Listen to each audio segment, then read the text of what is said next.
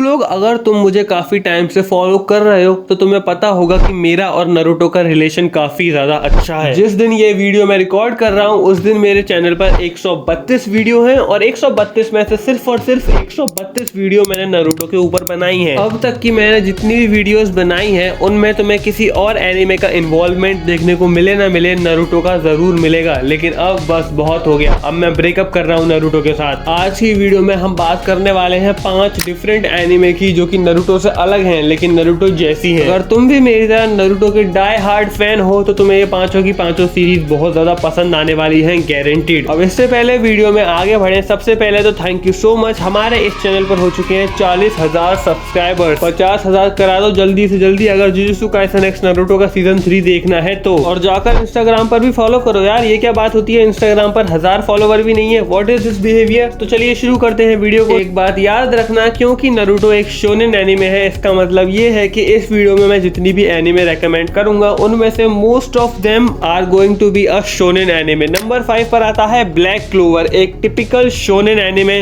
Just like Naruto, जिसमें main character शुरुआत में काफी ज्यादा कमजोर होता है लेकिन उसे बनना है स्ट्रॉन्गेस्ट, और स्ट्रॉन्गेस्ट बनने के लिए वो कुछ भी करने को तैयार है। नारुतो को होकागे बनना था, इस सीरीज के मेन कैरेक्टर आस्था को विजर्ड किंग बनना है। एक फन फैक्ट कि ब्लीच, ओजी नारुतो और ब्लैक क्लोवर ये तीनों की तीनों एनिमे एक ही स्टूडियो ने एनिमेट करी हैं। ब्लैक क्लोवर जो सारे के सारे की एलिमेंट्स होते हैं एक शोनेन एनिमे के, उन सभी को फॉलो करता है। एक हीरो जो कि काफी ज्यादा वीक है, उसका बेस्ट फ्रेंड जो कि उसका राइवल भी होगा, चाहे सामने कितना भी बड़ा विलन आ जाए, चाहे हीरो और विलन के पावर लेवल में जमीन आसमान का अंतर हो, हीरो कभी हारेगा नहीं और हीरो कभी आसानी से जीतेगा भी नहीं। फाइट की शुरुआत में विलन डोमिनेट करेगा, उसके बाद फ्लैशबैक आएगा, उसके बाद पावर लेवल अप होगा, उसके बाद हमारा हीरो ज्ञान पेलेगा, स्पीच देगा और उसके बाद चिल्लाना सबसे इंपॉर्टेंट स्टेप है, क्योंकि बिना ऑडियंस के कान फाड़े कोई भी शोनेन एनिमे बन ही नहीं सकती। और ये सब बकलोली करने के बाद हीरो उस विलन को, जिस विलन को 5 मिनट पहले वो टच भी नहीं कर पाया था, उसे बिना तेल लगाए पेलेगा कुत्ते की तरह। ब्लैक क्लोवर के अब तक 170 एपिसोड आ चुके हैं और अभी इसकी स्टोरी खत्म नहीं हुई है। 170 एपिसोड बाद स्टूडियो ने डिसाइड किया था कि वो एक ब्रेक पर जाएंगे और इतने लंबे ब्रेक पर चले गए कि उसके बाद कभी वापस ही नहीं आए। स्टोरी इनकम्प्लीट है लेकिन जितनी भी है काफी ज्यादा अच्छी है। कुछ जगह तुम्हें नारुतो की याद जरूर आएगी और हो सकता है नारुतो के साथ साथ ड्रैगन बॉल की भी याद आ जाए। ओवरऑल ये एनिमे काफी ज्यादा बढ़िया है, फुल्ली रेकमेंडेड। अगर नारुतो पसंद आई थी तो ये भी पसंद आ सकती है। नंबर 4 पर आती है हंटर एक्स हंटर। इस एनिमे के एलिमेंट्स इतने ज्यादा सिमिलर है ना नारुतो से कि लोगों को लगता है कि ये नारुतो की कॉपी है, और कुछ हंटर एक्स हंटर के फैंस ये मानते हैं कि एक्चुअली हंटर एक्स हंटर से इंस्पायर हुआ है नारुतो, क्योंकि नारुतो बाद में आया है, हंटर एक्स हंटर पहले एयर होना स्टार्ट हुआ था। हंटर एक्स हंटर को लेकर लोगों का ओपिनियन एकदम एक्सट्रीम्स में रहता है हमेशा। कुछ लोगों के लिए हंटर एक्स हंटर है best anime of all time और नारुतो इसकी कॉपी है, और कुछ एनिमे फैंस के लिए हंटर एक्स हंटर सिर्फ नारुतो की चीप कॉपी है। लेकिन मुझे ऐसा लगता है कि हंटर एक्स हंटर एक प्रीटी गुड एनिमे है। काफी सारी चीजें नारुतो से थोड़ी बहुत उठाई हुई या फिर सिमिलर लग सकती है, लेकिन काफी सारी चीजें अलग है इसमें और इसकी एक अलग यूनिक अपील है। कहानी फॉलो करती है गॉन नाम के लड़के को, जिसका बाप उसे बचपन में ही छोड़ के जा चुका था और उसे अपने बाप को ढूंढना है, और अपने बाप को ढूंढने के लिए उसे हंटर बनना पड़ेगा, क्योंकि उसका बाप भी हंटर था लेकिन ऐसा वैसा हंटर नहीं बल्कि काफी ज्यादा स्ट्रॉन्ग हंटर था। असल में ये एक ऐसी दुनिया है जहाँ पर हंटर्स को बहुत रिस्पेक्ट दी जाती है, एकदम सरकारी नौकरी की तरह। हंटर्स ह्यूमैनिटी को प्रोटेक्ट करते हैं डीमन से और उन्हें अलाउड होता है कहीं भी जाने का, मतलब वो जहाँ चाहे वहाँ जा सकते हैं बिना किसी की परमिशन के। कुछ लोग हंटर बनते हैं देश की सेवा करने के लिए, कुछ लोग हंटर बनते हैं लोगों को प्रोटेक्ट करने के लिए, और कुछ लोग हंटर बनते हैं सिर्फ पैसे के लिए, क्योंकि पैसे भी काफी अच्छे मिलते हैं। अगर तुम हंटर बन गए तो तुम्हारी 5 उंगलियां घी में नहीं है बल्कि तुम पूरा घी से नहा सकते हो। इसके 148 एपिसोड्स हैं और इसकी कहानी भी कंप्लीट नहीं है। इसके जो ऑथर है, मांगाकार हैं, उनकी जो तबीयत है वो काफी ज्यादा खराब रहती है। एक बार उनकी तबीयत खराब हुई, उन्होंने ब्रेक लिया और उसके बाद कभी कंटिन्यू ही नहीं किया इसकी मांगा को। बट स्टिल मैं बोलूंगा कि कहानी इनकम्प्लीट होने के बावजूद काफी ज्यादा बढ़िया है और ब्लैक क्लोवर से थोड़ी बेटर है। मतलब दोनों ही इनकम्प्लीट है लेकिन जितना भी हमने देखा है, अगर उसको देखकर मुझे एक चूज करना हो तो मैं हंटर एक्स हंटर को चूज करूंगा। नंबर 3 पर आती है MHA माय हीरो एकेडेमिया। इसका नाम तो आपने ऑलमोस्ट हर जगह सुना ही होगा और इससे ज्यादा इसकी फैंडम फेमस है, वो भी हर बुरे रीजन की वजह से, क्योंकि इनके फैंस के हिसाब से डेकू है बेस्ट प्रोटैगनिस्ट, ऑल माइट है best hero, my hero academia है बेस्ट एनिमे, पीक, और बाकी सब एकदम बेकार एनिमे। मेरा भी एक दोस्त था जो कि all might say back shot लेने तक के लिए तैयार था और उसने मुझे एकदम इरिटेट कर दिया कि देख भाई MHA देख, MHA देख, MHA देख। मैंने फाइनली फिर उसकी 5000वीं रिक्वेस्ट के बाद देखा फाइनली MHA, और मैं बोलूंगा कि मुझे काफी ज्यादा पसंद आया।